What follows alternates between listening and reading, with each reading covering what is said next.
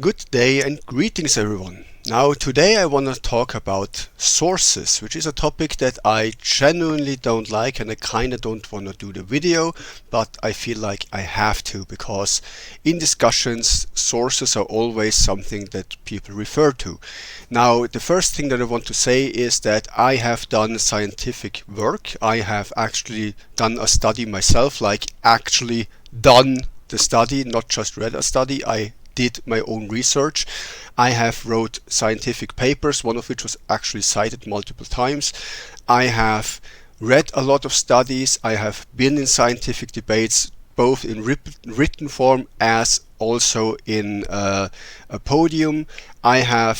I am still holding speeches about certain topics, and so I know the importance of sources, and I know why, especially in science, it's so important to cite your sources correctly, because, well, quite frankly, the source that you're using already can debunk an argument if it's an illegitimate source, a bad source, a debunked source. Especially with studies, there's so many horrendous studies out there where the findings can't be taken as a conclusion to anything because there were like 4 participants, or it's 80 years old, or the setup was already bad, and that's why you have the p-value, which is its own story, and so on and so forth. I know the importance of sources. However, in fandom this becomes a bit more tricky. In special in Star Wars it becomes a lot more tricky, and I personally don't like doing the sources thing because it just triples and quadruples your work. In special if you, like me,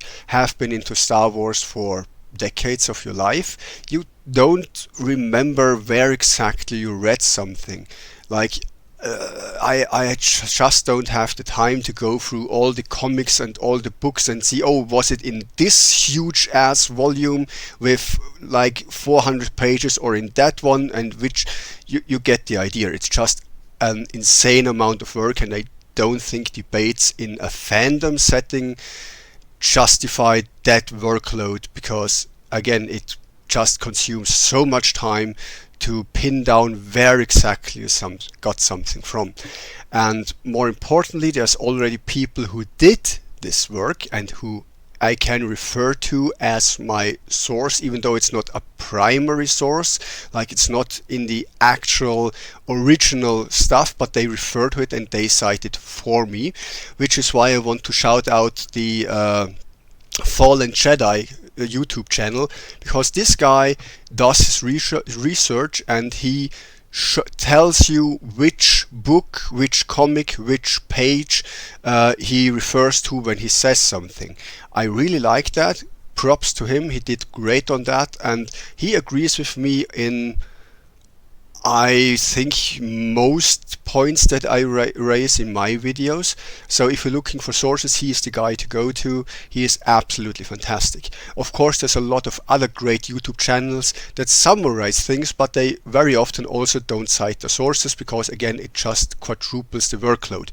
Some lore channels that I find to be really well researched and pretty well done overall, even though we have some disagreements, are Geetsley's, Order 77, The Stupendous Wave, Star Wars Stories, Star Wars Central, Imperial Remnant, Lore Guy, Star Wars News, Meta Nerds Lore, and 2 German channels, Chroniken der Galaxis and Vedas Faust, who are all really well done serious lore channels. There are other ones, there's tons of them. I can't even remember all of the ones that I watched. And of course there is some written collections like Wikipedia and Jedipedia. If you hear any word like Ngal that I'm referring to and don't know what that is, look it up, Google it, you will get the page referring it to. Wikipedia is in special useful in this setting because they make a difference between the old canon and the new canon, pre and post Disney. So you can look it up there pretty well. I also want to shout out Sith Mastery, which is a fantastic channel. It's not a lore channel, it's more an in-depth philosophical analysis of the Sith code and the Sith way and Sith practices and how they would apply in the real world and what you can achieve with those. a very, very nice breakdown based on Nietzsche. By the way, for those who don't know, the Jedi Code is mostly based on the real religion of Buddhism, of Zen and Stoicism, with a little bit of Taoism here and there. Meanwhile, the Sith Code is mainly based on the works of Friedrich Nietzsche, which is a real philosophy and a real thing you can go by, and I kind of like it. That said, though, there is so much more to this, and he does a fantastic breakdown of the philosophy behind it. There's other channels that do that as well, though he is the one that I want to shout out specifically because he does really well with that. There's others as well. I may do a separate video on the philosophy breakdowns. There is an actual PhD philosopher who looks into all the codes and how they apply. So there is some really nice work. There's motivational channels that use pages from the Sith Code to give you some encouragement for your life, and just fantastic stuff overall. Now, with that being said, the main problem with sources in Star Wars is actually that, how do I say that? There is multiple stages of canon.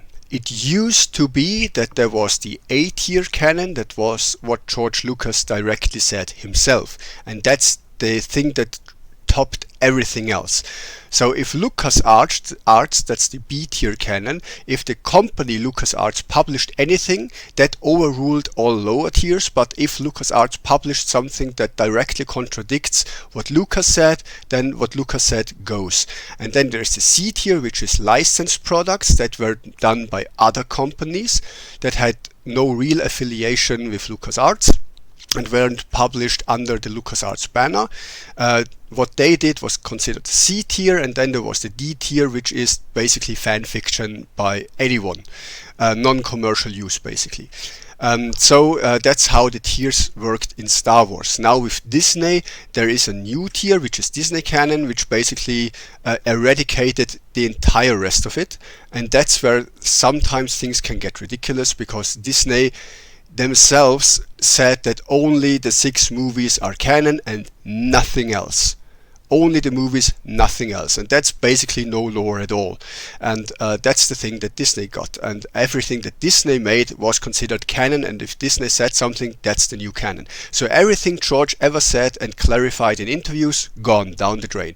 So all the people that say, well, Lucas is the ultimate authority on Star Wars, no, he isn't, and you can very well argue that Disney now is the ultimate authority on Star Wars, which I think is completely stupid, as I already mentioned in a different video, because I think no one can claim that they are the ultimate authority on Star Wars, given the fact that the vast majority of Star Wars content was neither made by Disney nor by Lucas, and there were so many people, so many professional writers, so many professional authors involved in fleshing out the Star Wars universe, that I think Lucas did about 5% of the world building, and the entire rest of it was done by different people.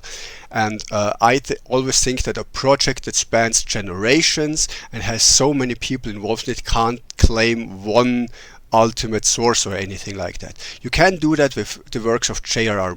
Martin or Tolkien and stuff like that, because they are the only writers for the franchise. And as long as they are the only ones, they are the ultimate authority, and what they say goes, even if the fans don't like it. With Lucas, I don't think so, because again, most of the stuff was done without his direct involvement. He licensed it, he officially signed off on many things, but he didn't create it. There is some in-between franchises, like the Conan universe, which was originally done by one single guy, and later Marvel acquired the rights and did a lot of stuff on Conan universe. That said, Marvel also wrote the comics for the Star Wars franchise. So lots of Star Wars comics are from Marvel themselves. So it's technically speaking a Marvel product in that regard. We have so many accomplished writers in Star Wars who did fantastic work, who also went on to do other franchises and other works, like Christy Golden, who went on to write World of Warcraft books. And I hope I kind of wish she didn't. That said, though, there is so many cool things happening in Star Wars that Lucas probably doesn't even really know about. I'm not certain on it, but there's just so much of it. You can easily spend a lifetime just reading everything that ever got published. You have the magazines, the comics, the books, all of the dozens, if not hundreds of video games, all the TV shows, all the movies.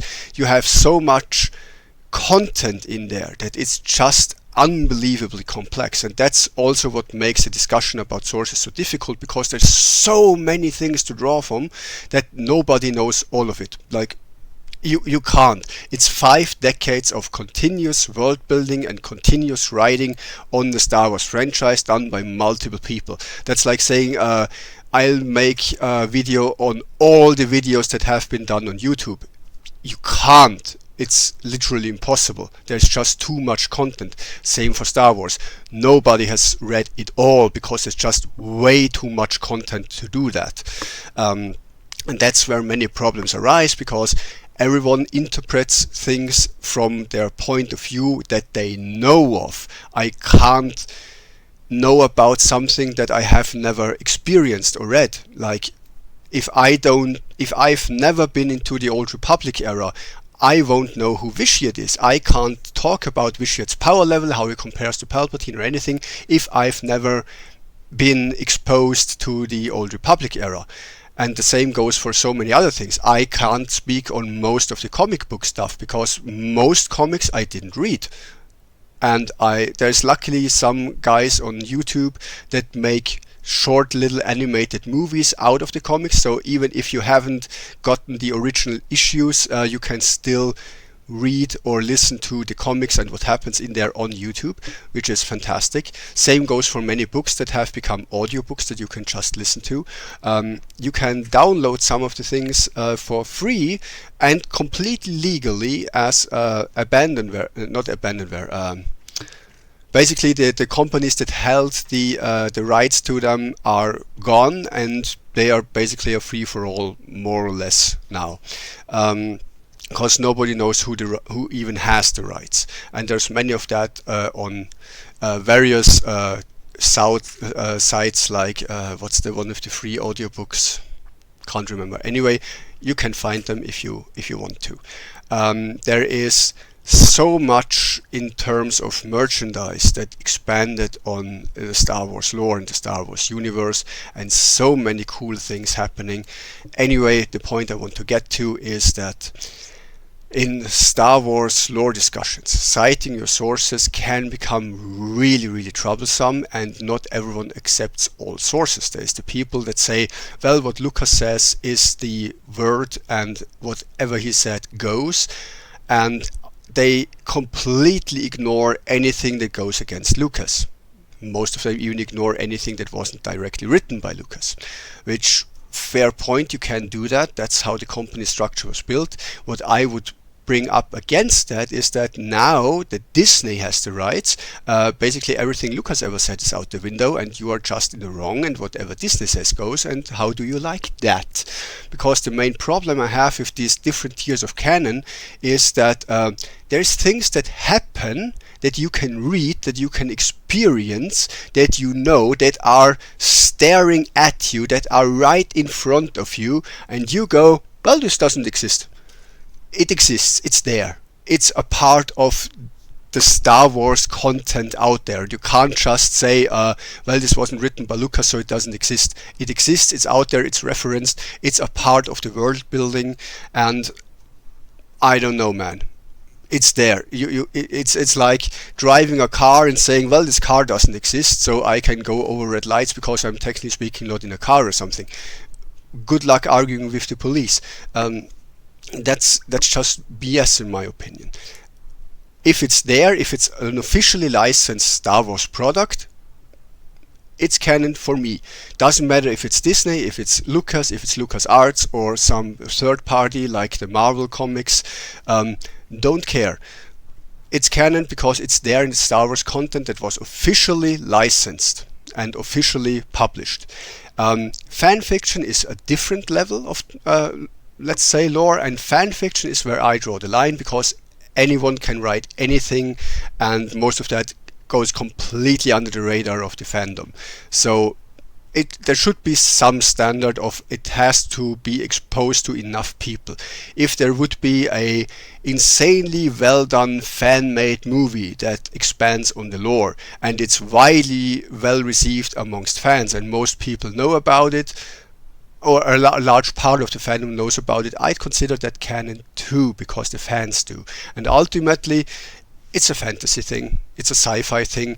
You technically speaking could pick and choose and go with whatever you like, though I'd highly recommend expanding your knowledge and trying to not make your own headcanon, but trying to piece things together for yourself, because there's so much out there and you can't get all of it right. That's just how things are. I'm wrong about some things, I know that. I hopefully don't say any of those, but there are instances where I've been wrong, and I was basically proven wrong by content that I've never seen and never experienced. Can happen. On the other hand, I very often get into debates with people that don't have much knowledge on Star Wars and go like, well, Yoda said in episode, yeah, Yoda said, like the most biased guy in the galaxy. The brainwashed for 900 years leader of the Jedi Order said something. Very reliable source, dude. Just saying. So it has to fit together. So with all that, I think I've cleared up my stance on sources and cited the most important ones. I don't think I'm missing out on any big ones. So I hope you're having a nice day and have fun. May the Force be with you.